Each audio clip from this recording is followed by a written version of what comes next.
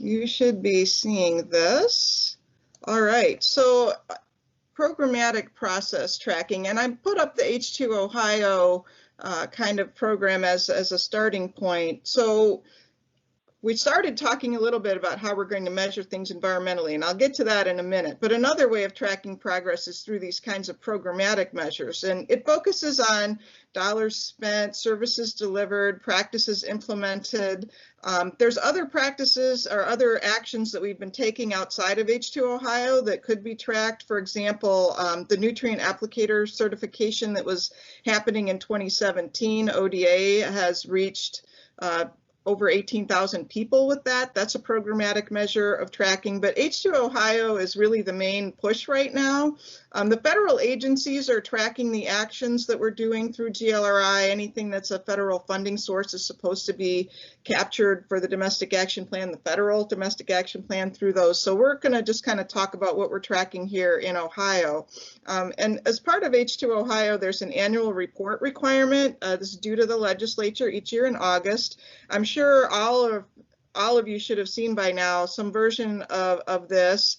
I'm going to just sort of tick the boxes on it to set up what we're doing with this, what we're looking at doing with these program measures.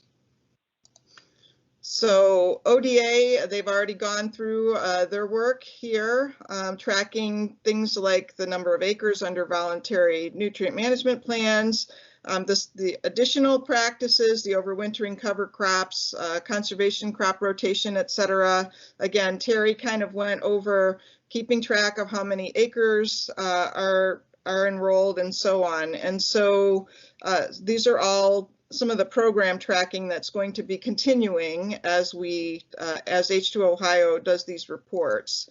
DNR, Eric talked about some of these, looking at their acreage and dollar amount spent, the number of partners they've got engaged. Environmental and EPA, a lot of what's EPA has doing is parts of H2 Ohio that are outside of the nutrient management spectrum. So you'll see a lot of numbers on these that are less relevant, but we are looking at the home sewage treatment system, tracking through this. So putting that all together, we'll have this report every year that is putting out just those kinds of numbers. And you should have seen this. The one for this past August is available on the H2 Ohio website. And if you're interested in the deep dive in the numbers, you can take a look at that. But what we want to talk about now is using these programmatic measures and estimates of load reduction per measure. We can estimate how much reduction we could expect to see if those estimates are reasonably close to reality. So this work was done up front for H2 Ohio. We haven't really provided it because there's a huge amount of uncertainty in the estimates, but we did do some of that work for the practices as they are unrolling. And just as a note to the state staff that have been involved in this, the way I have structured this is to, let me see here. I'm trying to go through first I may have to pull up the slides separately with the sum total, but what I'm going to go through first is what each agency did, and then we'll look at the totals all together. So Terry, you are going to be up first with the work that ODA is doing on the loading estimates. Well, thanks, Sandra. I want to go through. We've developed an estimate on what our practice sign up for H2 Ohio for 2021 would mean as far as a load reduction. And I guess I want to first and foremost say that this is an estimate. It's a pretty rough estimate. But what we did was we used the cost curve model that McKinsey had constructed for ODA, and we used that cost curve model to select the practices initially. And we thought it was a good tie-in to try to show where ODA thought we could be at with the implementation of these practices. We also got to keep in mind that these practices at this point in time are planned. They haven't actually been installed. So as with anything, a lot of these practices depends on the weather patterns and what kind of year we have as to how good we'll do on the implementation of some of these practices. So with that said, of the 2.48, nearly 2.5 million acres of cropland in the basement. We've enrolled just about 1.1 million acres into H2 Ohio. Again, as I said earlier, I think that equates to somewhere in the 40 to 45% of the cropland acreages has been enrolled in H2 Ohio. Based on the program sign up, each acre in the program will be treated with an average of 2.4 practices. So where that number comes from is, if we look at the overall acres of practices, the VNMPs, the VRT, the placement, 170,000 acres of manure incorporation, they're roughly 2.4 practices that will be applied to every acre. And we had to generalize that to develop this estimate. So Sandra, if you could go to the next slide, please. So within that, if we looked at the overall combined effectiveness of the applied practices within the McKinsey model, the practices overall, each practice had an average of about a 21% reduction in phosphorus discharge. The model, the cost curve model, does not allow us the opportunity to differentiate between dissolved reactive phosphorus or particulate phosphorus or any of those sort of things.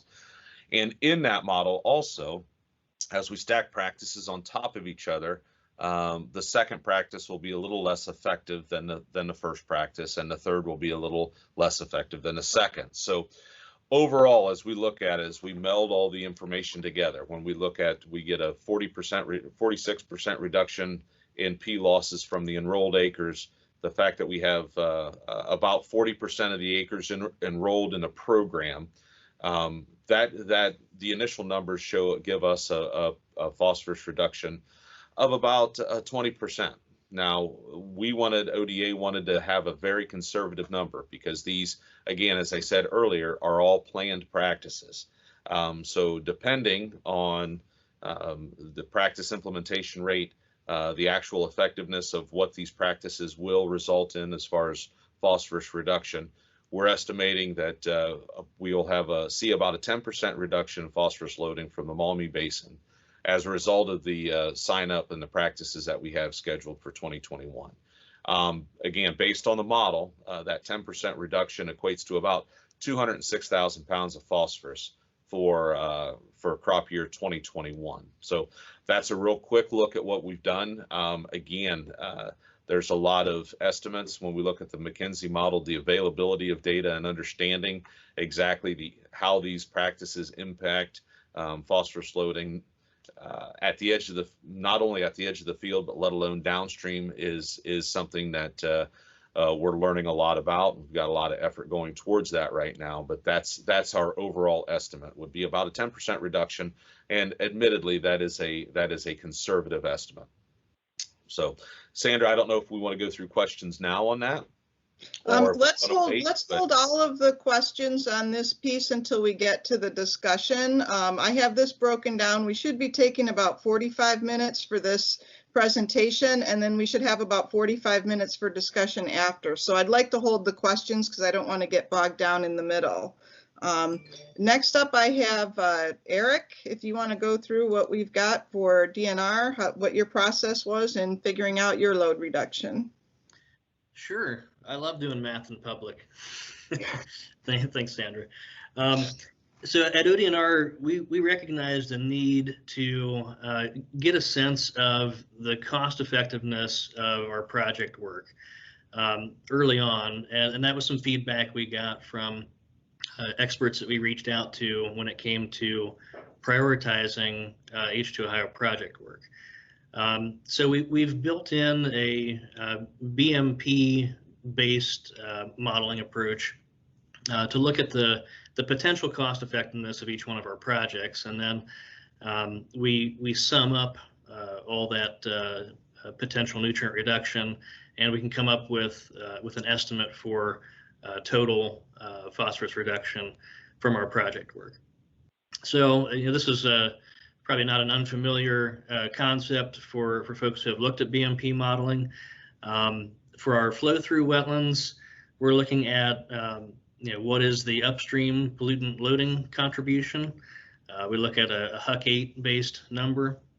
Then we pull that pollutant loading rate from the USGS Sparrow model, multiply that by the land area that filters into one of our wetland projects. We can draw that drainage area based on USGS stream stats. Of course, not any of these projects is going to treat 100% or intercept 100% of the upstream drainage. So we apply a correction factor there based on our understanding of what the hydrology is going to look like. And then we apply a percent reduction efficiency. I have a thumb drive full of academic literature that could probably pick any percent reduction efficiency number out of the literature. We've based our projections based on a cost effectiveness report that TNC and Tetra Tech put together in late 2019, and we chose a high range value for our constant, given that these are purpose-built nutrient reduction wetlands. So that's our flow-through wetland model, and then if you can flip to the next slide, Sandra. Then for our floodplain and coastal wetlands, they're going to interact with surface water differently. We've treated our floodplain and coastal wetlands conceptually as all floodplain. In this case, I think there's less certainty on the nutrient reduction performance, at least based on the academic literature that exists. So we've chosen a low range estimate from a paper that was put together based on the Chesapeake Bay work, late 2019. And then, of course, certain projects are going to have both a flow-through and a floodplain component to them, and so we have to do kind of a hybrid approach on making our projections there. Next slide. And so you sum all that up, and just for our Lake Erie projects in this context, we're looking at around 35 metric tons of phosphorus per year, 77,000 or so pounds of phosphorus. And of course, you don't actually have to take my word for it. We've engaged, like I said, with the Lake Erie Aquatic Research Network, and they will show you just how wrong I am with this estimate. But we are proud of the fact that we are tracking the progress of each one of our projects that we're putting on the ground, monitoring its effectiveness, monitoring at least its directional correctness in terms of performing its nutrient reduction function, which is, of course, why we prioritize these projects. I'll leave it at that. Thank you, Sandra. Okay, thanks, Eric. All right, and I think, Paul, are you speaking to this one? I certainly can. Hello. As Rick Wilson mentioned earlier, within Ohio EPA, we do have a division of financial environmental assistance that helps coordinate this our community outreach work.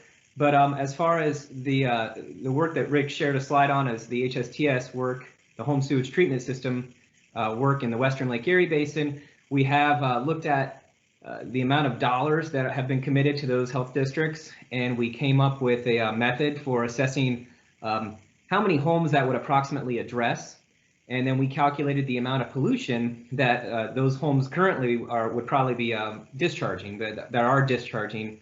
And when we address failing home sewage system, it doesn't always treat all of the nutrients, just like any BMP. So then we had to figure out how much of that existing pollution we have would be reduced. And so we came up with a range between 176 and 225 pounds of phosphorus per year for that investment. I believe you'll see slides that Sandra or Terry will be showing later, putting everything together, and we've kind of picked the number 200 pounds per year, kind of in the middle for that investment. Another good point here, just like with Eric's wetlands, there's a lot of other benefits to doing home sewage treatment system fixes in addition to nutrient reduction, and paramount of those would be the human health concerns that you have with failing home sewage treatment systems with potential for pathogens being passed along. I believe it's just one slide, Sandra. Yep, that's right. And I'm actually, I think there's some notes on here.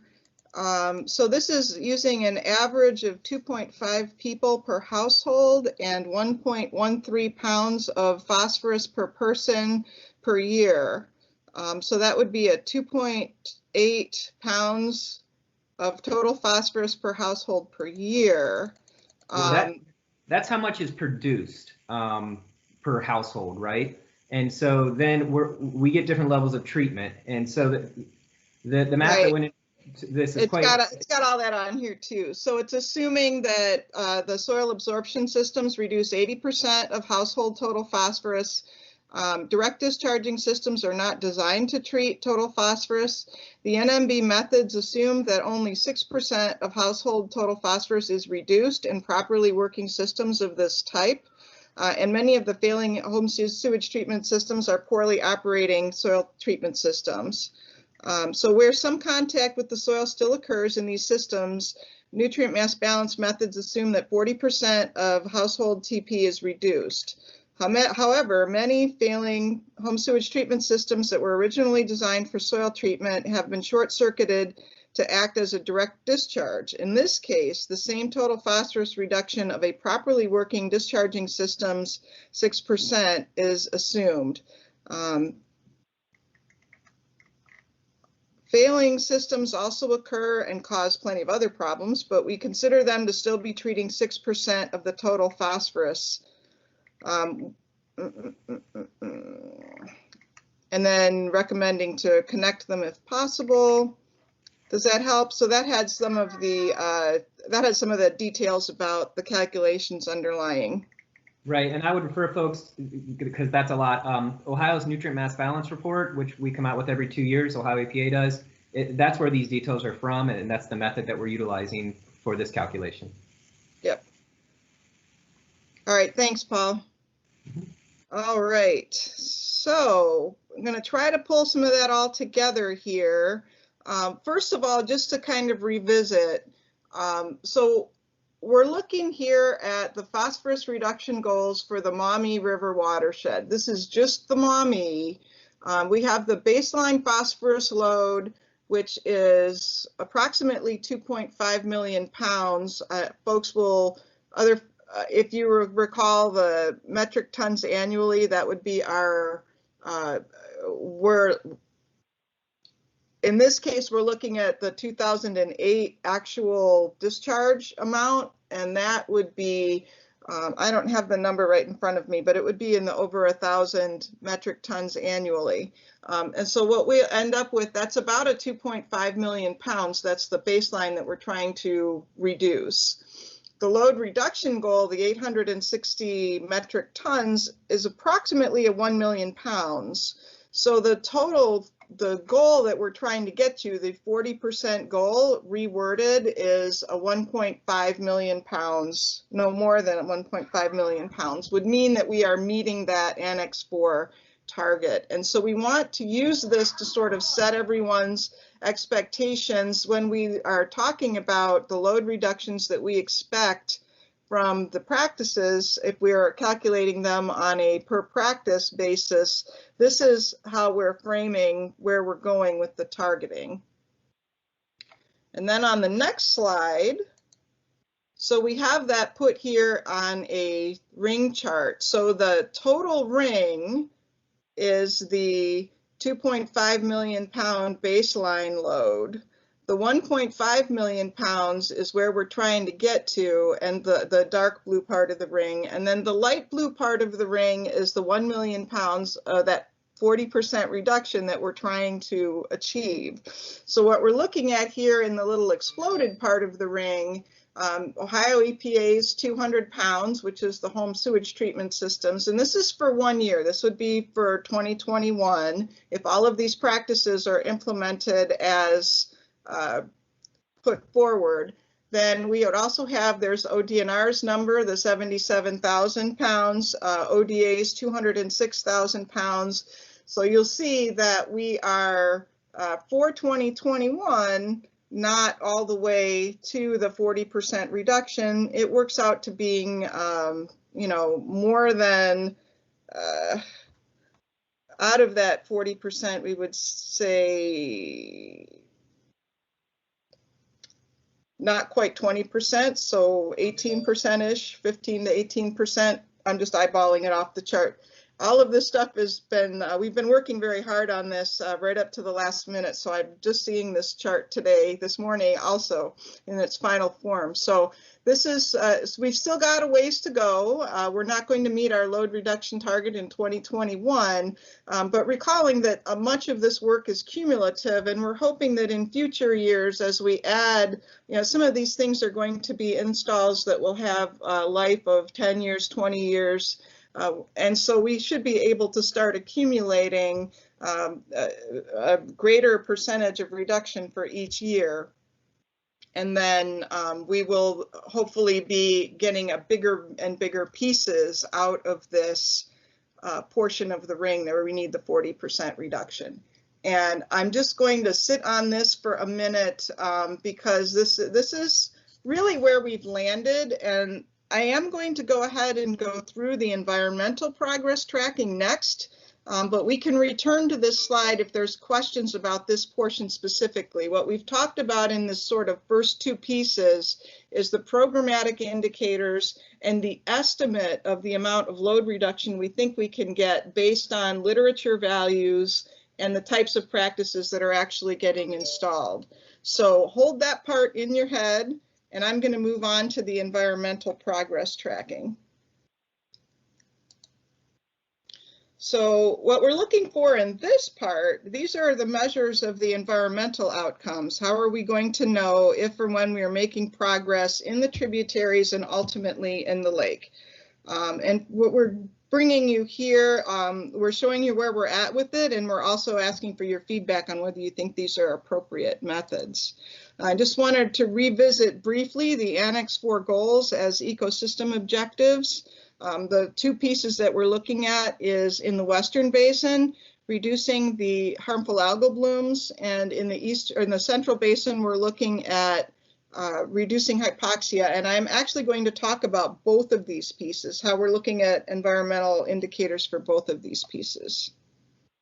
So firstly, before I do any of that, this is a complicated slide, and I will try to walk you through it. Before we talk about the HABs and the nutrient fluxes and hypoxia, we first need to talk about rainfall and flow. I put this right up front because this is a big part of why we see a lot of the up and down and the variability.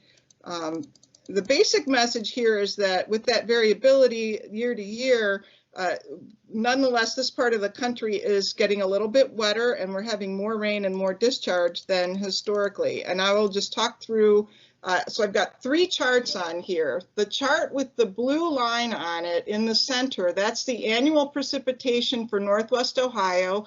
I got that from GLISA, which is the Great Lakes Integrated Sciences and Assessments, which is sort of the regional climate look piece. It is the annual rainfall, the deviation from that 100-year average. So they take all of the years between 1900 and 2000, figured out what the average is, and that's what that zero line is. And then the blue line is the 9-year running average of the percentage above or below average rainfall. You can see that it goes up and down quite a bit, but we are on an increasing annual trend in rainfall based on this period of record. All of the years since the 1980s have been above the long-term average. You'll see that sometime in right around about 1990, we were almost down to the zero line, but in all the other years, it has been going up. The flow figure that I have superimposed on it, this is from Rowland et al. In 2021. This is a new paper, and I'll be talking about more information from that paper in just a minute. This is the annual discharge by water year at the USGS gauge at Waterville, and you can see how both of these things have a tremendous amount of scatter. Remember that blue line is the 9-year running average. The dots are an annual average. So you see it kind of is also both of these lines. The dotted line on that one is also on an upward trend for the flow, again, with a lot of variability. The exact pattern of the spring loading season is slightly different, but the variability and the current higher levels are similar. The amount of phosphorus in the system is partly dependent on these rainfall and flow patterns, so it's important to kind of understand where we're at with it right now. There's also another paper that I'm referencing here, Williams and King. They're noting that a large part of this increase is in the critical spring period. And so here's their chart, and this is looking at rainfall in millimeters over this time period in the watersheds that feed the gauges that are at, in this case, looking in Ohio at Defiance, is the one we're looking at here in the Maumee. So again, all of this information just to say that we're getting wetter and there's a lot of variability. So then I'm going to talk a little bit about what we see in the lake. I think most folks are familiar now with the Hab Severity Index. This is developed by NOAA using a model that relates nutrient levels to algae cell biomass. The gray area where it has the word objective is the acceptable condition as they define in that index. The blooms have mostly been a significant severity since 2008. Although I note that 3 of the last 5 years have been near the objective level. The variability is ascribed to water volume variability, whether that's in the river, rivers, the tributaries that feed this system, or in the lake. And in this chart, this is really based on kind of the worst condition each summer. So they're looking specifically at the peak algal biomass when they're running this model and setting this target. And just for an example of what that looks like in the lake, I have the image from September 2017, and that was an 8.0. So we have this as one measure. Another measure that we have looking in Lake Erie is the Clean Water Act impairment due to Hab's density. So this is the information that is appearing in Ohio EPA's integrated report, and it's what is the basis for the impairment designation that is now leading to the TMDL. The data, the visual, the aerial imagery, or I shouldn't say aerial, satellite imagery from this is this same data source as the Hab Severity Index, and so it does look a lot like it, but it's quantified differently to enable a rigorous evaluation of use assessment. So when we're talking about number of frames, what we have here is 10-day frames all throughout the season, and however many that is, it's usually 10 to 12 time periods where there's sufficient amount of data. And then they count up how many of those frames where the algae is exceeding 30% of the assessment unit area with that greater than 20,000 cyanobacteria cell density. And I'm referencing the integrated report section where the table is that I created this chart from. There's also a research paper that has been published on this work as well. For any time when there's more than 2 frames in one season are impaired, that year is declared an impaired condition. And then if there's 2 or more years in a 6-year window that are impaired, then that use is listed as impaired in the integrated report. So you can see here, we've got more, out of the last, all these years since 2008, we've only got 1 year that was not impaired. So since that is less than 2, or I should say, there's more than 2 years that are impaired in that time period, so that's why the use is listed. Although I do note that similar to the Hab Severity Index, the most recent years we have had lower numbers. Tributary monitoring. So what do we see when we're looking in the tributaries? This is the chart from Erie Stat for Annex 4. And Annex 4 is tracking the entire loading to the western and central basins annually. And this was started originally under the prior Great Lakes Water Quality Agreement. It's been continued forward in the current one. Portions of this include Ohio's tributaries, but it's also including, Canada and Michigan and all of the other parts that go in. So this is sort of a total annual loading that is being tracked. And so we're participating in that effort by providing information to Annex 4 to that team so that they have Ohio's loadings as we see them with our data, but we are not running this, but supporting it. And this is available on Erie Stat. You can go to that website and click on it and you'll get this chart. And then, as been mentioned, we also have the water monitoring summary. These are the spring loads and concentrations. The water monitoring summary so far has been focused on the harmful algal blooms, Western Basin, spring loading season part of the issue that we're looking at here. So we have, this is the flow-weighted mean concentrations that we provide in there. And I've also thrown on here, we use the long-term chart for total phosphorus in there, but I've also thrown the loads on here as well, just to get you some sense of, you know, it's pretty variable. The black lines are the 5-year moving averages on the top 2 charts. The red lines are the targets that we're trying to achieve. There's a fair amount of scatter. Again, it's due to the rainfall and flow. The flow-weighted mean concentrations are an attempt to reduce that variability. It's meant to adjust for some portion of the flow, but that the concentration is still somewhat affected by flows, and it can increase somewhat at higher flows. So it's still not a perfect way of looking at it. It smooths it out a little bit, but not perfectly.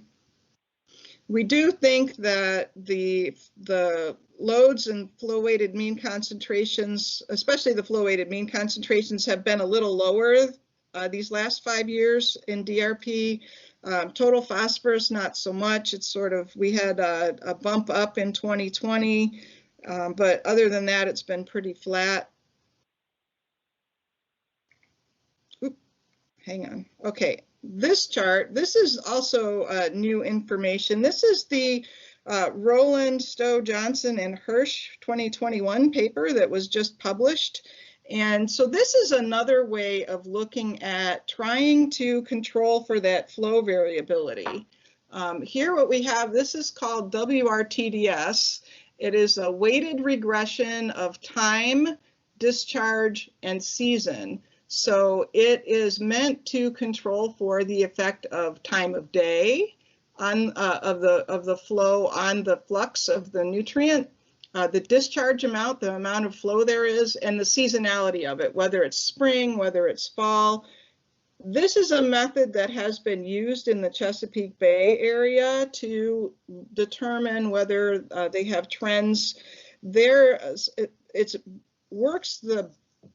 works well when you have a lot of data. It's designed especially to work well when you don't have as much data. In our instance for the Maumee, we have excellent data, so weighting the regression for time and season is a bit of an overkill here. But definitely the discharge is an issue that we're struggling with. So these are all annual values by water year. This is not the springtime discharge that we were looking at in the last slides, so you won't see the exact same data points, but you can see the top 2 charts are looking at the concentrations in milligrams per liter of either SRP, the dissolved fraction of the phosphorus, or the total phosphorus, and again, explicitly for the Maumee. It's showing you how this WRTDS is the flow normalized, that white circle. The flow weighted would be a flow weighted mean concentration sort of calculation. And then the time weighted one, which is looking at the time just relationship. So you can see that this method is really tightening up that line that is meant to indicate the actual flux. So what we've been looking at here is really trying to iron out that influence of flow and flatten it out. Now, when you calculate this information, the big difference here is this is not a dot that you add each year. Whenever you have the new water year's worth of information, you have to recalculate the entire chart because the information of that new year is related to the time of day regression, it's related to the seasonal regression, and it is related to the flow regression. So the information for the new year is relevant to every other year that you already have information for. So it's a little bit more involved of a method. It's not just something you can plop a dot on the chart and turn out a new one. And I have put the paper citation across the bottom. I think folks will be really interested to take a deeper dive into the methodology. This is something that the adaptive management team of the Annex 4 subcommittee has done some work to create this project, to get these folks involved and to do this for the Maumee River so that we could see if it was a feasible methodology. So I'm just showing it to you here as another way to look at possible trends in what might be happening. I point out that it ends in 2018, so it does not have the most two recent years. It's not 2019 or 2020 on here. So it may, you know, we would anticipate that the arc of the last few years may change when we add the data for those 2 years and might start showing more of a downward trend, which we think we're starting to see on this one for the load in the dissolved phosphorus, although it doesn't really show up in the concentration. So you see how you can have different conclusions about what might be going on depending on which method you use to look at what's happening in the tributaries. And again, we can come back to this. I'm sure there'll be a lot of questions, but you will see this again in the Annex 4 context. Another thing that is coming along in tracking the Great Lakes Commission and the state partners, we're beginning to think about ways to display progress on Erie Stat that would be simple and straightforward. Most likely any system would use this kind of a color ramp. This would be, there will also be tracking of programmatic indicators, which will be a little bit different, but using that kind of coloring. And also of the environmental metrics. This would be sort of where you might see, where are you at in terms of the reduction? It's just beginning these discussions as a possible way of making it easier for folks to just look at it and get a real straightforward sense of where we're at. It could be some other graphic version of it rather than just the target line on a figure. And then if there was a place where there were no targets, we would have this figure, but not with, you know, different sort of color ramp on it, or no color. Wetland monitoring, I'm just briefly going to bring this up, touch on it because there is information there. This would be a totally new piece from the LEARN project with Ohio DNR. They're looking, as Eric mentioned, whether wetland restoration is a cost-effective method for mitigating nutrient loads to the water bodies in Ohio, and how we could use that information to more effectively manage wetland restoration in the future. I think there's some potential here for environmental tracking. There's still early stages for this project, but with a lot of data collection, a lot of standardization, there's some potential here to develop some data outputs that might be potentially useful in an indicator or a metric tracking way. All right, that's the Habs and Western Basin in the spring part of this discussion. I'm going to talk a little bit about hypoxia, and I think that this is important. I have been working for some years on how we can move towards having some sort of water monitoring summary that would talk about hypoxia in the Central Basin in the same way that we do for the Western Basin. This is part of Annex 4, but there was never a prescription of how extent should be evaluated. The idea is you want to reduce the extent, but how are you measuring the extent? The Annex 4 subcommittee interpreted this objective to establish the phosphorus load target. They used an average DO concentration rather than a spatial extent as a metric, even though it's sometimes shown spatially. In Ohio, this is important. It affects fish habitat, but it's also an important water quality factor for the drinking water intake in Cleveland in particular. Low oxygen water at the intake requires some additional consideration, but we don't have a great way to quantify the hypoxia as a response metric or to display it in a two-dimensional report or handout. This is what you see here on the screen. This is a typical depiction of stratified layers in Lake Erie, nearly always shown as a straight line, consistent across all three basins. But this really, our understanding of this is developing, and I just wanted to share this with you. This is the Lake Guardian stations. Twice per year, the Lake Guardian, which I understand is steaming underway as we speak again, which is great news. In the spring and the late summer, they come out here and they do these stations. They have the longest consistent record at these stations going back into the 80s and I think even beyond, but they're all located at depths of greater than 20 meters, and they don't really reflect the patterns that current research has shown that occurs in these shallower areas, and I'll show you more about that in a minute. Because the hypolimnion is thinner in those shallower areas, the oxygen depletion is actually occurring more rapidly closer to shore. So when you just use those deeper water stations, you'll see data presented like this sometimes where there's just, here's the dot and here's where there was low DO, and then they just kind of draw a polygon around it. So this is an example of a way that it has been shown, but we don't think is necessarily very helpful. You see a little hint maybe in 2002 of how that thinner outer edge might be losing oxygen faster than the central deeper area, but it doesn't really show consistently across this. Ohio EPA has been doing some sampling to look into this further. So this is the stations that Ohio EPA is doing. There's 3 stations that are sampled by both the Lake Guardian and Ohio EPA, and stations on the Pennsylvania border are also being sampled by Pennsylvania's Department of Environmental Protection.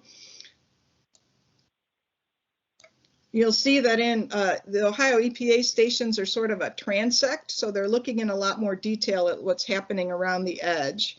And this is what some of these data look like. So this is 2 cross sections starting near Geneva and proceeding to and including the nearest Lake Guardian station. The blue line on these charts represents the bottom of the lake, and you'll see that it's starting a little bit out. It doesn't start right at the edge of the lakeshore, so there's no like connection to the 0 line, but if you pictured it, that would sort of be the bottom of the lake. And there's no line on here that indicates the surface. Well, the surface of the water would sort of be at the 0 line because you're looking at the depth, but there's no actual colored lines. This is just looking at the cross section of the water where the thermocline is existing. So the orange line would be the top of the thermocline. That's the edge of where the warmer water, more oxygenated water is at the top. The bottom of the thermocline is where the water below it is all that cooler, lower DO water, and then in the middle is you have that rapid drop in temperature across there. So you can see that on these 2 different days, about a month apart, 3 weeks apart, across Geneva, we have a thermocline that is not straight across. On the left, it's sort of like a dome shape, and on the right, it is what they're calling a bowl shape. And this bowl shape tends to be the one that they see much more frequently. The reason why there's this little bit of a bulge or a depression is related to wind conditions and water circulation patterns, and I'm not going to detail that here. So sort of what does that mean? If you have this red line here, that's the traditional straight thermocline, but your actual condition is a bowl or a dome on the left and a bowl on the right, you can see how you might be missing your estimate of the size of the area that's actually under low dissolved oxygen. On the left, in the dome condition, you would be guessing, if your stations were where those black lines were, you might be guessing that there's less dissolved oxygen, that the area that's affected is too large, because you're including that area between the red and the orange lines as part of the low DO when it actually isn't. And the reverse for the bowl condition, which again is more common, you would be underestimating the area that's under low dissolved oxygen. So this is complicating matters even further. The actual kind of physical conditions in the lake are not as simple. So what does that mean when you're looking at it in terms of a plan view? What we have here, this is a comparison of those hypolimnion areas between a large bold-shaped thermocline, which would be the extent of the orangish area, and a much smaller, probably a dome-shaped one in the green area. So you can see this is not an ideal way to depict what's going on, because this sort of really is a four-dimensional problem. Not only is it vertical and horizontal, but it's also going volumetrically and through time. So it's going to be a bit of a challenge to decide what to do next. Just to summarize this, Annex 4 calls for the zone to be smaller, but there are treatment effects at the intakes, and it has effects on habitat. But we don't have a good way to measure or display its size. And we do have an upcoming technical workshop over the summer. We'll probably do that. I think the plans are to actually do that in person to talk about this issue more, what it needs to look like, what, you know, kind of what are we measuring here. And I also will refer you to the hypoxia forecast system. This is based on a dynamic model. It's not an empirical or not a measurement based. I shouldn't say the model has got some information in it that's from measurements to serve as a corrective factor, but the model itself is not based on actual. It's not a monitoring model. It's just been created based on expectations of how the system behaves. So if you want to see how that operates sort of in that 4 dimensions, this model is trying to do that, because you'll get a nice little animation over time. As far as to see what's going on better. Whew. All right, questions for discussion. So again, we had 2 main topics of discussion here. First, the programmatic indicators and the load estimate, and then the second one in the kind of environmental area, you know, we want to sort of talk generally about which of these are important ways to measure, what should we be reporting, which metrics, what should we show, and then how should we talk about identifying whether a trend is happening. And then a last issue that I will bring up, and this just builds on our, you know, expectations. Figuring out whether a trend is from a management action is a whole other step.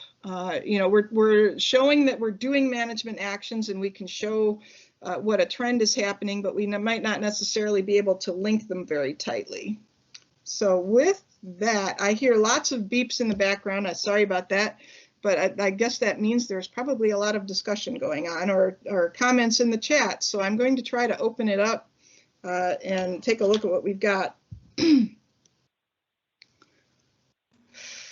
Sandra, I will jump in here. I think there were some initial questions about the numbers that we were reporting on for 2008 and what was what that 2.5 million pound number referred to. So I'm not sure if you see those in the chat, but it might be helpful if you can flip back to the beginning. Yeah, I'm going to have to stop the presentation in order to see the chat. So let me just close with a pretty picture and then end the show.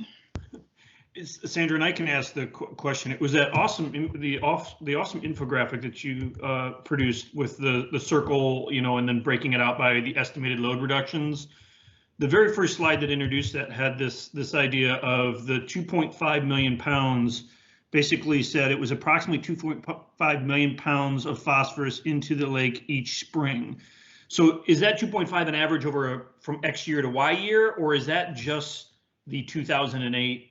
Annex 4 target of a 40% reduction from 2008. So is the 2.5 pounds, is that a average or is that? Yeah, just that's the 2008. That's the 2008.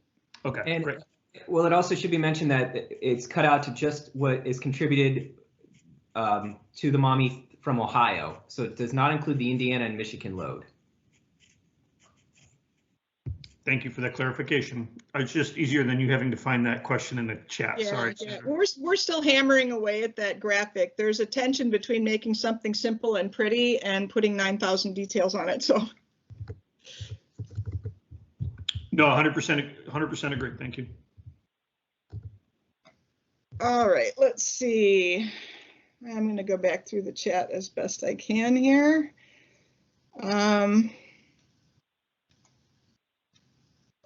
Yes, that was total phosphorus.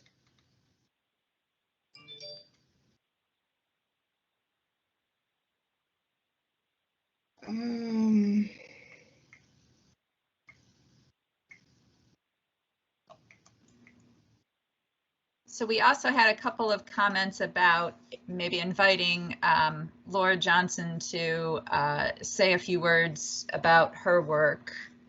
So maybe we can see if she's willing to make some comments, and that'll give you a second to catch up with chat. Okay, yep, let's do that. If Laura, if you want to go ahead, go on. Sure, yeah. Well, I think that there were some questions about the flow normalized flux compared to time weighted and flow weighted mean concentrations that was in the chat.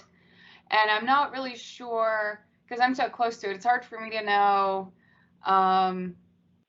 what the general questions might be for that. But I want to just say, like, I guess that hopefully what you noted was how smooth the flow weighted, like the flow normalized flux was. It's a better smoothing method, I would think, than using something like a running average, because it has that sort of that statistical support behind it.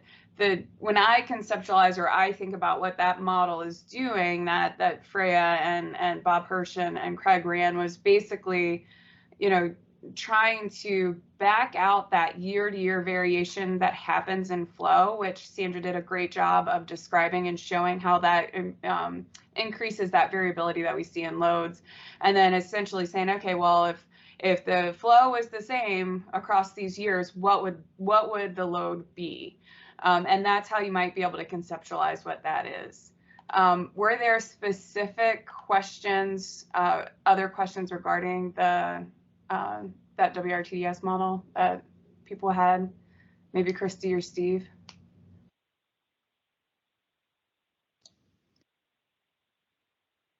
I see that Sandy Ben has a comment here about DRP and total phosphorus, and you know, again,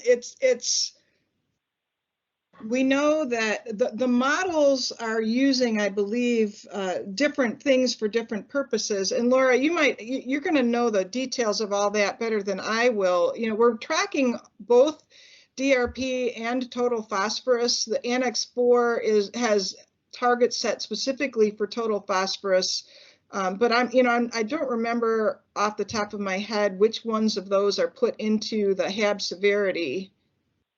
Do you know how that is incorporated? Yeah, absolutely. So the forecast for Hab severity, the one that is produced through NOAA, uses total bioavailable phosphorus metric, which is all of the dissolved reactive phosphorus and then a small portion of particulate phosphorus. So it ends up being, I would think it's somewhere around, I want to say something like 8%. I have to always look at those slides again when I do them every year, and I'm just getting started with pulling those loads together for this year. So that's using that bioavailable phosphorus, which I would say in the most recent few years has shown to be pretty important, I believe. I think that Sandy was asking a bit more nuanced questions about the trends potentially in the data, and so I will note that we have to remember that there's lots of different ways to look at this information, and the issue is that to know if we're seeing changes over time, we have to look at things like flow rate and mean concentrations or that flow normalized flux. But what's really affecting the bloom from one year to the next is the loading. And we know loading is really driven by flow. So last year's data, what that showed us was that the dissolved reactive phosphorus loads that we had were at the flow rate and mean concentration level we would have expected. They were at a load level that we would have also expected based off of how much flow we had. For total phosphorus or particulate phosphorus, it was a bit elevated last year compared to past years. So what that means is that our loading was higher than what we expected, but because it was such a low amount of flow last year, it got fairly dry pretty quickly, that the load itself wasn't abnormally high. So if you were looking at the flow rate and mean concentrations, you would have seen that that TP number was higher for last year than it had been in previous years. So that's something to keep in mind. We think that that's following that really terrible 2019 year, so it's not a huge surprise.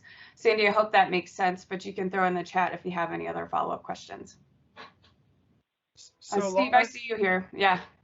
Yeah. So Laura, going back to your flow normalization, what you're saying is that smooth line represents what would happen on the landscape if we had the same amount of rain every single year in the same way, roughly, and then that should be a measure of what the changes we're doing to land management, what the impacts are of those changes that we're making in the watershed. Is that kind of take home? Yep, absolutely. Yep. And I think you know, that Sandra had it great that, you know, it won't pick up huge changes from one year to the next, really, but it will start to track if we're starting to get some trends.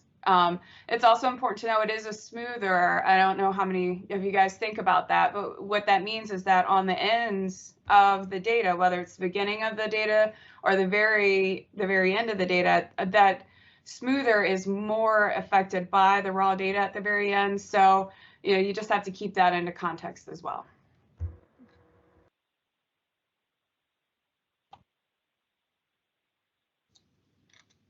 All right, I see a question on here from Todd Brennan about the color progress indicator. Would it be shown for programmatic progress, modeled progress, or in-stream water quality based progress, or potentially all three? I think that they are looking at ways to adapt it for all three. And again, that's very incipient. I wanted to bring it forward because they're looking at possibly putting that out with the next update to the Erie Stat website, which could be sometime this year. So we're actively working on it. Does H2 Ohio have any plans for additional funding for monitoring buoys that are left in the lake all season long in the Central Basin to monitor for hypoxia and other Central Basin water quality conditions? Is there someone from Ohio EPA want to try that one?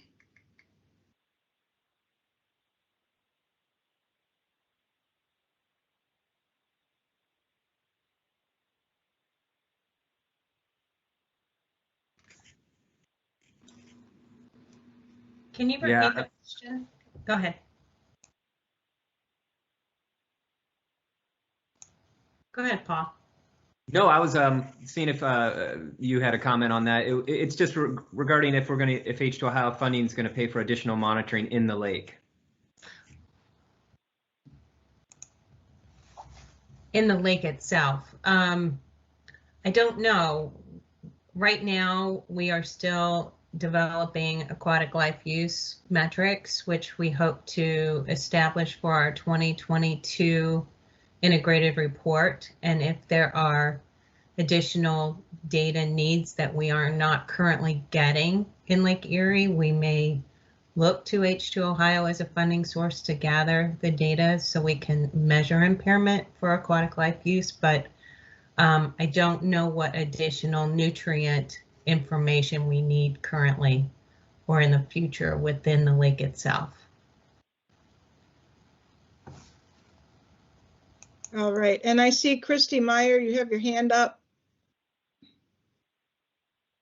I didn't realize I did. That's funny. Oh, that might be I was from actually before, just I don't know. typing something up though. So I was just gonna ask if for that progress bar, you know, that colored progress indicator, I know that you said you guys are still working through that. It'd be really great if it could like have water quality individually, programmatic metrics individually, and then modeling individually, and then an overarching one, so we can really understand what's happening. That's just my 2 cents. Thank you. Okay. All right. I think I've covered everything in the chat that wasn't already addressed. Thank you, Laura, for dropping the link to the paper. So it's open floor. If you want to speak up, go ahead and put your hand up, or you can put another comment or question in the chat. Okay, here's Larry.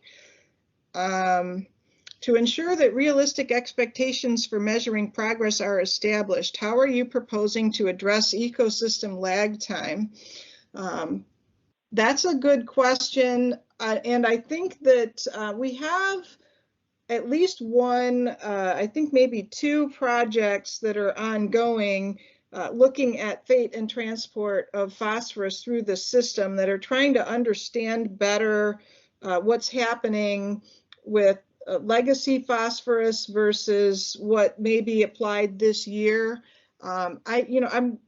Chris Winslow, are you still out there? Can I kind of put you on the spot with that one a little bit about the HABRI projects and status on some of that work?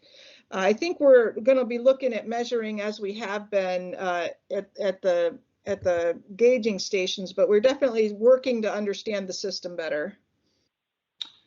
Yeah, not only some of the projects that are being funded by the Ohio Department of Higher Education's Harmful Algal Bloom Research Initiative, but I know that there is work also going through USDA ARS, specifically looking at the movement of what's being called "quote unquote" new phosphorus versus old phosphorus. So I know there's a lot of work in that right now, and Larry, you're probably familiar.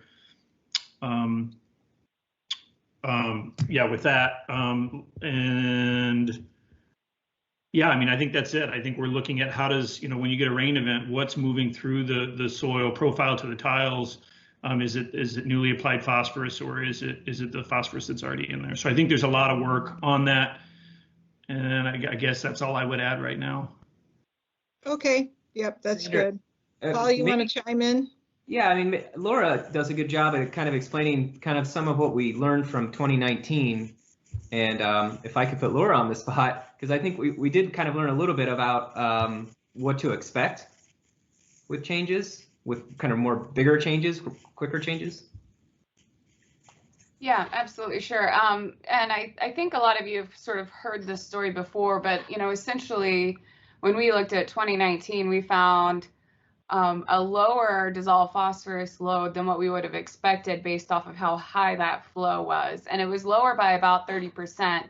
Now, what we looked at and what, what Will Osterholtz with ARS is doing is it's not entirely different, but we do have slightly different numbers. So that's just something to keep in mind, that, he didn't see quite as big of a reduction. However, really based off of anything that we could accumulate, like the biggest change from the 2 biggest changes between the 2019 crop year and any of the other years that we've had recently is that farmers were just unable to get onto their fields to apply as much fertilizer, and that lack of application went all the way back to the previous fall. So that's what I would say is that we know that there was still fertilizer applications. We have data from Greg Labarge in terms of how much less phosphorus was sold, estimates of how much less manure was applied. So, those things I think play a big role, but it's not like 100% less. And so we know specifically exactly what that number would have been. So that I would say those are the types of things to sort of keep in mind when we interpret that 2019 data. But it's still, this seems pretty interesting and promising. So. Chris, did you have something you wanted to add to all of that? Yeah, and I would just add to, your 2020 work has also shown that there was the higher number of particulate phosphorus that came off too, right? So not a lot of planting in 19 for very logical reasons, But then when you come back in 2020, those fields had been fallow for a year. And so there was an uptick in the amount of tillage that happened. And so it shows us that no-till, conservation till, whatever you want to call it, does hold those sediments on the surface. And when you got a bunch of folks out there tilling, and again, makes sense why they're doing that, there is a corresponding particulate phosphorus component. I will point back to the DNR work in the wetlands too. This is one of the things people keep, saying, we're excited for this. We want to see the data coming out on the back end of this, but we also got to know that as we deploy wetlands on the landscape, how quickly they're going to be able to draw down nutrients is TBD also, right? And so there could be a lag in the efficiency of these wetlands. And then we don't know how long that those wetlands will also be able to pull down or draw down nutrients. So lag, it's always something that we need to have on the radar. So I'm glad that question came up. Yeah, Sandra, from ODA's perspective, I guess I'd like to shed a little bit of light on Larry's question as well. I think one of the weak points that we have in the work that ODA is doing is a lot of the data that we've got, a lot of the information that went into the cost curve model was all looking at results at the edge of the field. And certainly there's a lot more to be learned about how these practices affect results at the edge of the field, because there's so right away this becomes such a complicated issue. It's not just the field and what happens as far as the management, but it's also when does the next rainfall come through? What are the soil types in that field? What is the soil test levels for the phosphorus in that field, and some of those sort of things. So we're working with both ARS and the demonstration farms right now to frame out and start to develop a better understanding of a couple things. One is, what is the effects? What are the conservation effects? What are the load reduction effects of these practices based on production practices in Northwest Ohio? So we're looking to better understand the edge of field effects from those practices, but then also try to develop some modeling that makes a better connection to what those effects are across the broader landscape, so that we can look at what the number is or what the average is if we would apply that to different soils, to different environmental effects, to different rainfall events throughout the year, and some of those sort of things. So that's an effort that we're just starting now. We're looking to formalize that very early in the next fiscal year after July 1. But that's research, and that's a study that we're going to be conducting for the next 4 to 5 years anyhow. So just wanted to throw that out there as well, Sandra. Thanks. Okay, great. Yeah, we do have some partner updates that'll be coming after our break. So I think we'll be hearing a lot more about some of the other work that USDA and others are doing. All right, anyone else want to chime in?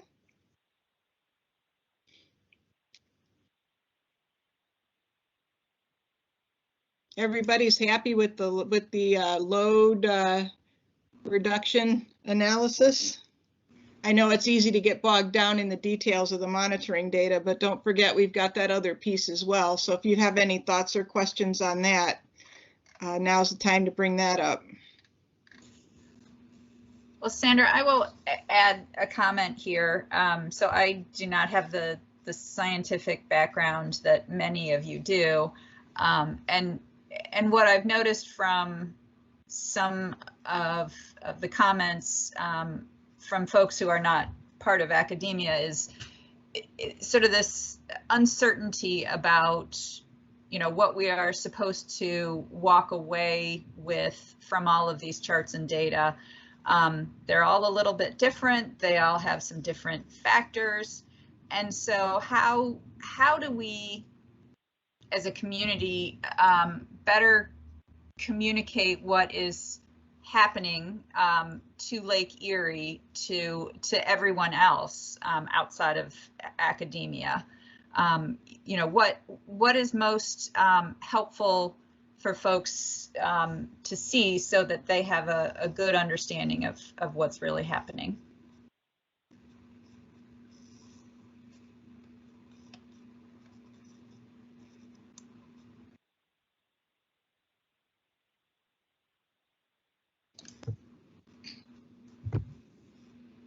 I had a request for the questions, so I'm putting that back up. But now I can't see what's going on with the chat and the participants. So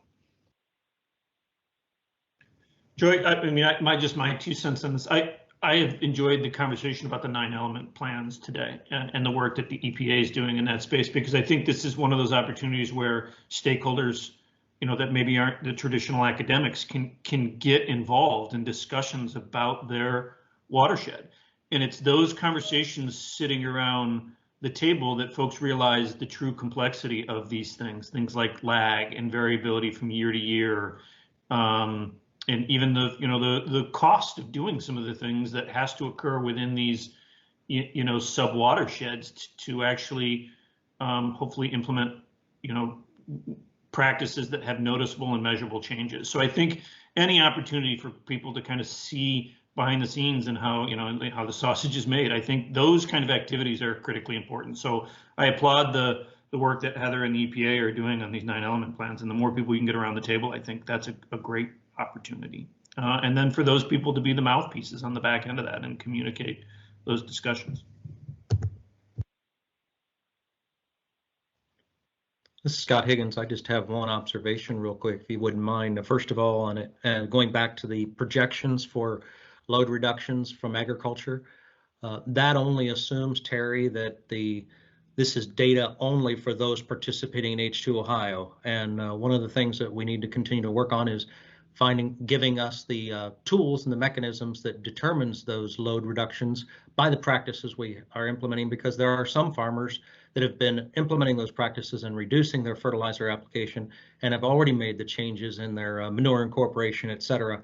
That data will not be captured if we don't have the tools to do that. So that might be something we need to work on with the ag industry, so that things aren't specifically run through the state or funded by the state, that we can capture those reductions and experience those benefits as well. Thanks.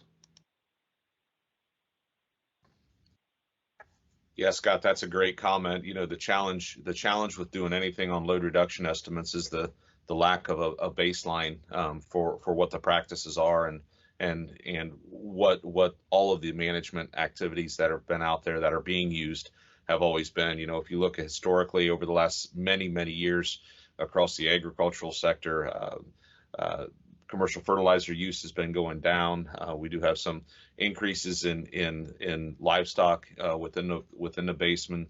But from my perspective, from ODA's perspective, when we look at complaints and we look at the overall trends, manure applications and manure application practices in general have been improving. Not that there aren't examples of poor applications, but in general they've been improving. So trying to assess exactly what the impact of the H2 Ohio program is going to be across the agricultural landscape without that baseline data has been very tricky. And your point is very well taken, Scott, that we got to continue to look for ways to make sure that we're taking into account all the practices that are being done, within and without within H2 Ohio and producers doing those on their own or through some other programs. So your point's well taken, Scott. Thank you.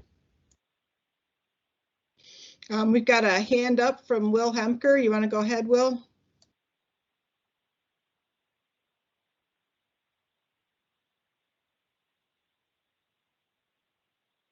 You're muted. Thank you. Been sitting on mute for a long time.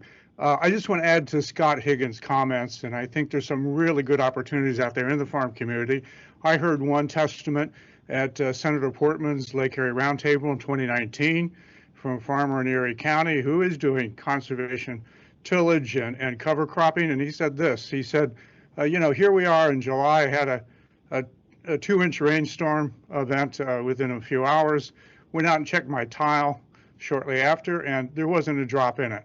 So I think there's some tremendous opportunities looking at these programs of the 9 elements, and also looking at some new protocols that might go in place. Ditch management, looking at field edge vegetation technologies that really might help reducing those phosphorus loads and sediment loading going in.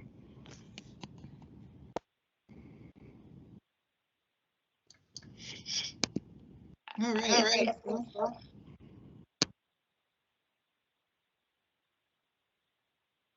Christy, did you want to go ahead?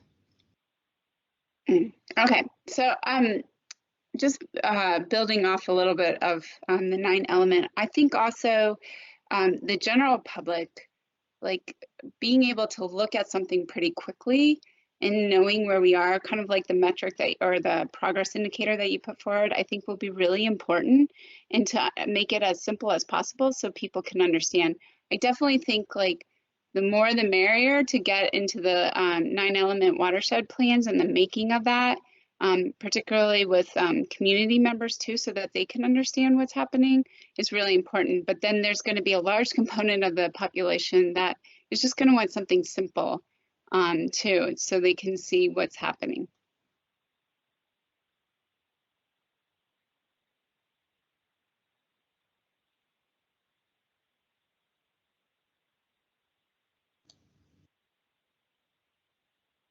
All right, other questions or comments?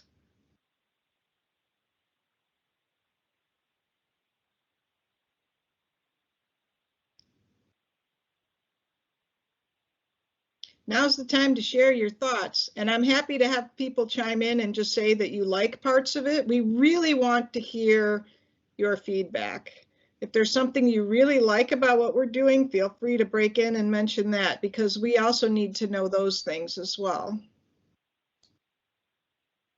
Hey, Sandra, this is Christy again. So I guess I would also just say that as the people that are starting to put together the local, the 9 element watershed plans, it'll be really important to make sure not to just reach out to the typical people, but to also figure out how to reach those that may not always come to the table, but have been impacted or are part of that stakeholder, group that may not always be coming to the table. Real quick, this is Rick Wilson. A good example, a couple good examples are the Temacog group out in Northwest Ohio. They actually have a NIPSIS subgroup where they talk about, new projects, plans for updates, new data. Other groups around the state do similar stuff up in Northeast. You might have noted on that map, Northeast has a abundance of plans, and they've done a lot of work through the sewer district and Chagrin River Watershed Partners. So Raccoon Creek down in Southeast, a similar type of thing going on. So, and we are engaged right now with about 8 different soil and waters, and we're going to have a few more updating 9 element plans real soon, probably up to 15 soil and waters. So all of those, we try to get broad stakeholder involvement, especially, focusing on where the issues are most important. So there might be an ag sector, there may be an urban village sector, or there might otherwise be a parks who want to protect streams and stream corridors. So that's happening, but yes, I agree. The word should get out, and I'm hoping even through Heather's extension project, they have the ability to do that. It looks like they're setting it up to do that. So thanks for that question.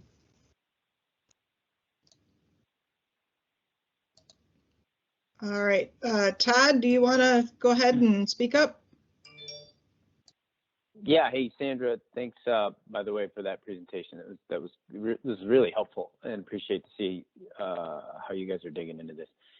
And I would just say, overall, some of the comments about the showing ag effort are really pertinent in this last part of this conversation that I appreciate, and just figuring out a way. And I know there's an approach somewhat in H2O Ohio to try to capture this, but bending the system towards adoption, this is just my sort of overarching comment, would be pretty critical. And so that includes both the people that have been doing it already, and then those people who turn to it.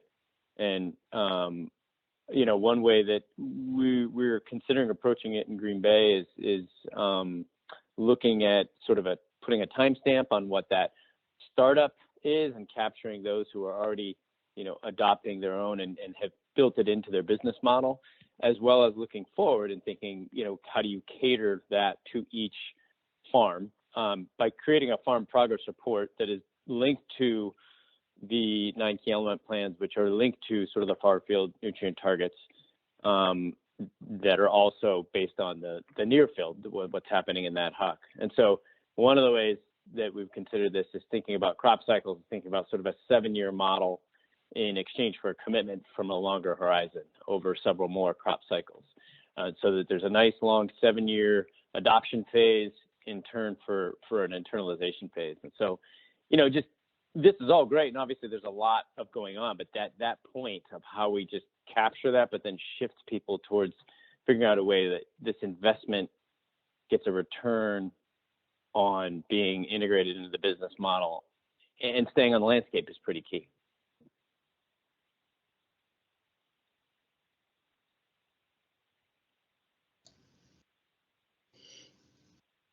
I don't know, Terry, do you have any follow-up on that? If not, that's okay.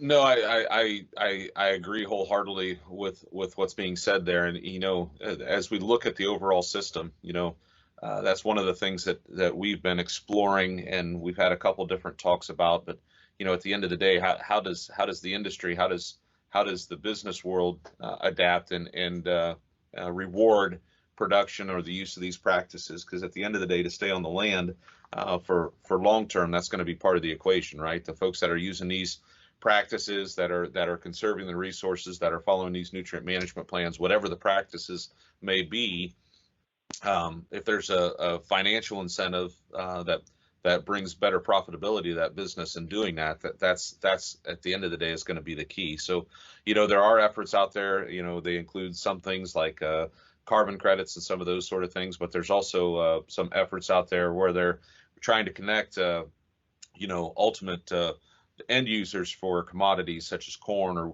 or soybeans, and tying that back to how those corn or soybeans were produced.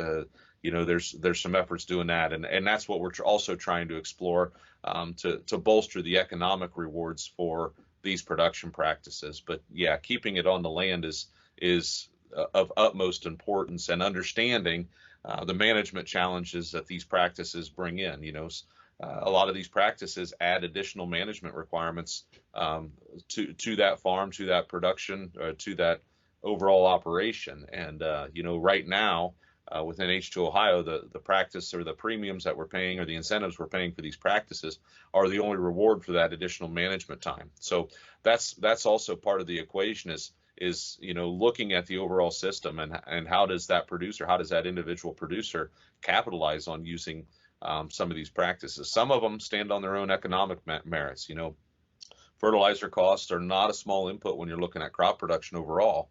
But there are other practices that at the end of the day, bottom line, they're a cost to the overall operation. So that's some of the things that we're trying to work our way through and trying to encourage, is how the industry, how the end users incentivize, and how those production methods and how that can work into the overall effort. So it's very well taken. Thank you. All right.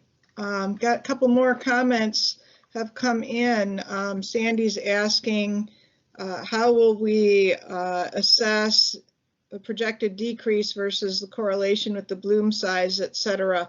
Again, we're hoping to, or I shouldn't say once the budget is finalized, we'll know whether we can do this or not, but we do plan to do some H2 Ohio specific modeling using some of the SWOT models that have been developed in earlier phases of this whole process. So we've really got our fingers crossed that we'll be able to do that. Some of that modeling work has looked at certain BMPs and little pieces of things, or the pieces that at the time that the advisory group thought were feasible. What we're hoping to do is to do a deep dive on H2 Ohio as conceived and as implemented, and see how that performs in a SWOT model and what our projected load outcomes might be in that case. So I'm really hopeful that we'll have a project like that coming up over the next year or two, maybe start getting some more specific information specific to this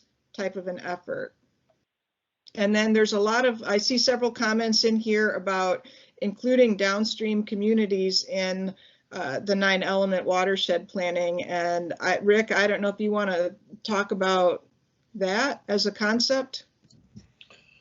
Well, we do have, as part of our template and guidance, we do suggest that non-point source projects do influence downstream. So it's actually both if you're planning a downstream 9-element plan, to include understanding what's going on upstream. So it does go both ways. I would encourage everyone jumping into new ones or updating or doing completing their county out to always consider what's happening in the hucks around you. I encourage all soil and water conservation districts to contact others who've already been involved with the process.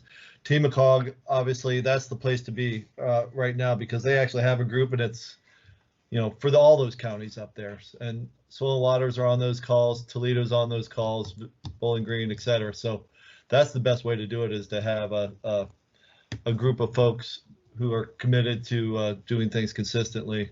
But upstream and downstream users of these plans should review them and make contact with the authors if they think there's things that could cross over.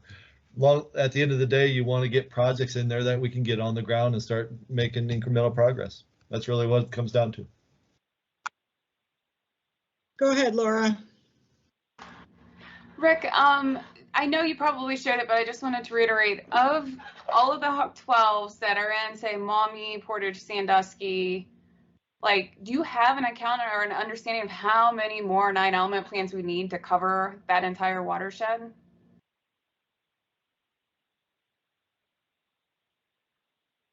It'd be in the hundreds, right? You're gonna make Rick do math in public. I know.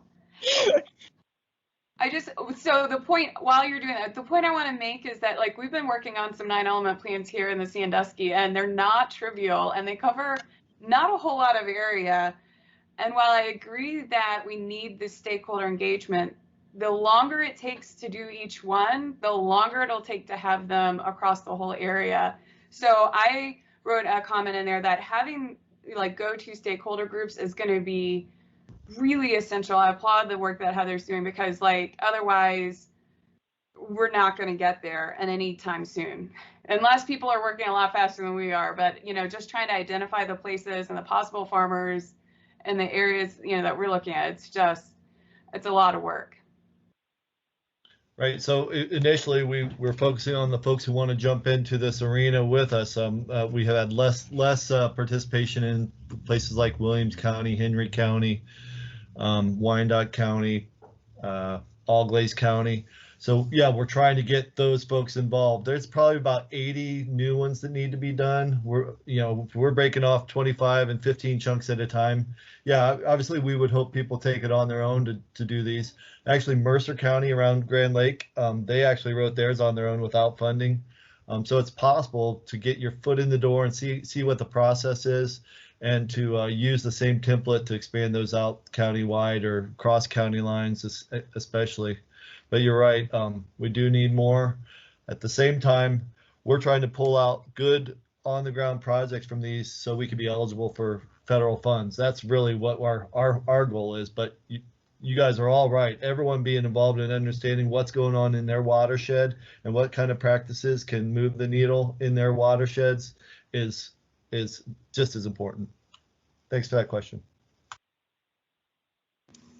Sandra often reminds me that as people realize that these 9-element plans are tied to implementation dollars through either the Section 319 program or GLRI funding, and word spreads, that more counties will hopefully become more interested as they see that it's not just a plan for plan's sake and is collecting dust, but it's tied to dollars.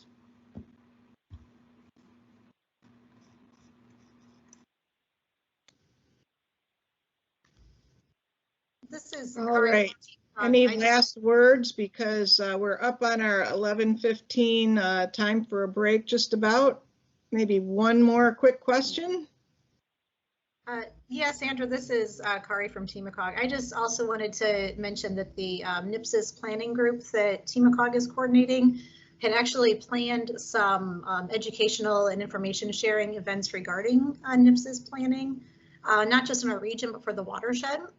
Of course, those are planned for 2020 and they didn't happen. So We're hoping in 2021 we'll still be able to do that. So if you have any suggestions or would like to be involved with that, just reach out to me or Sarah Geyer, and I'll put our contact information in the chat box.